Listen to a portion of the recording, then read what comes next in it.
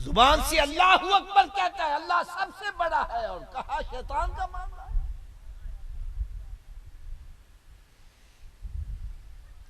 नहीं समझ आ रही, मैं प्रैक्टिकल बतलाने लगा हूं। रब ताला की तरफ से पैगाम आता है, हय्या अलस सलाह। इसका क्या मतलब है? ऊंची बोल दो यार, आओ नमाज के लिए आओ। शैतान के अंदर बैठा रहे, हुक्का पी, गप्पा मार, फिल्में ड्रामे देख, गीबतें चुगलियां कर, दोस्तानों गंदियां गंदियां गल्ला सुना। हम किसकी मान रहे?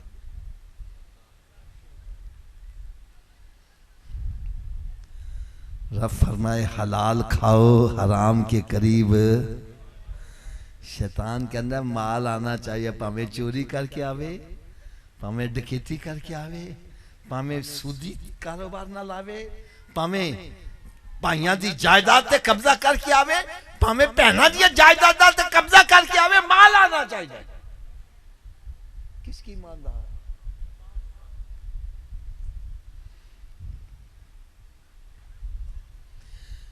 अच्छा, उलमाए किराम भी बैठे हैं, आप हज़रात भी माशाल्लाह समझदार हैं।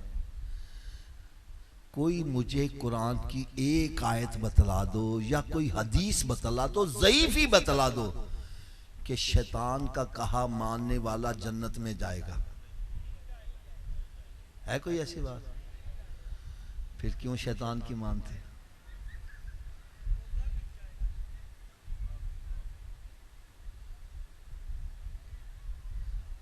ये मैं आपको दिखा सकता हूं कि रब ताला ने शाद फरमाया, मय्युतिल्लाह व रसूलहू फक़द फाज़ फौज़न अज़ीमा।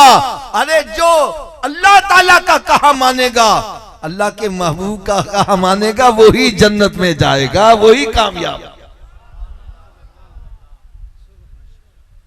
और रब ताला ने शाद फरमाया, क़ाल फल हक़ वल हक़ अक़ूल लअम्ला अन्ना जहन्नम मिनका व मिम्मन तबिअका मिनहुम अजमाइन। फरमाया शैतान, फिर मेरा भी फैसला सुन ले, मैं तुझे भी और जितने तेरे पीछे चलने वाले सबको पकड़ के जहन्नम में डाल दूंगा।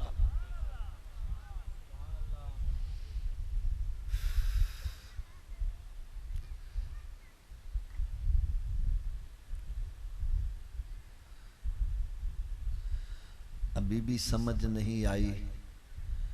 देखो भाई, सरकार का मिलाद मनाते हैं, सरकार का मिलाद का महीना शुरू होने वाला है।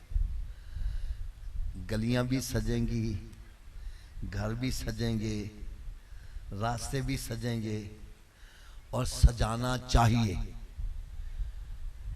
क्या मैंने कहा? क्योंकि कुरान मजीद में रब ताला ने इरशाद फरमाया, कुल बिफज़लिल्लाहि व बिरहमतिही फबिज़ालिका फलयफ़रहू हुवा खैरुम मिम्मा यजमऊन। फरमाया जब तुम्हें अल्लाह का कोई फजल मिले, रहमत मिले, तो फिर इसका इजहार करो, खुशी करो, और ऐसे मौके पर माल खर्च करना जमा करने से बेहतर है। रब के रास्ते में जितना खर्च करोगे उतना ही फायदा होता चला जाए। अगर आप नाराज ना हो तो मैं एक छोटा सा और इशारा कर दूं।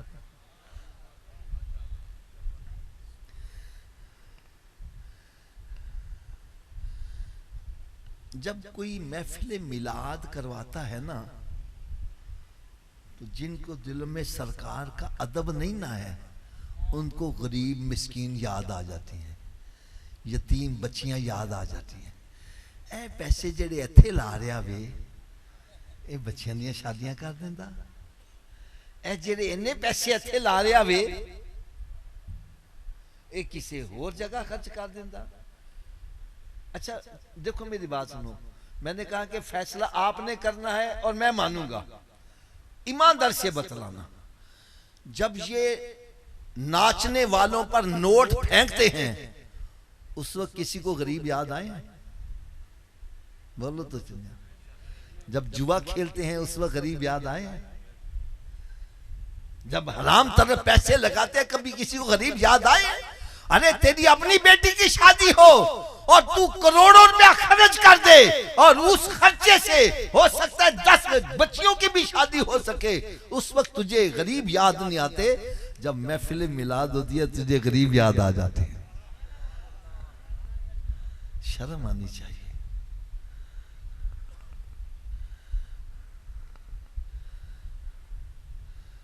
बाकी मैं मुबारकबाद पेश करता हूं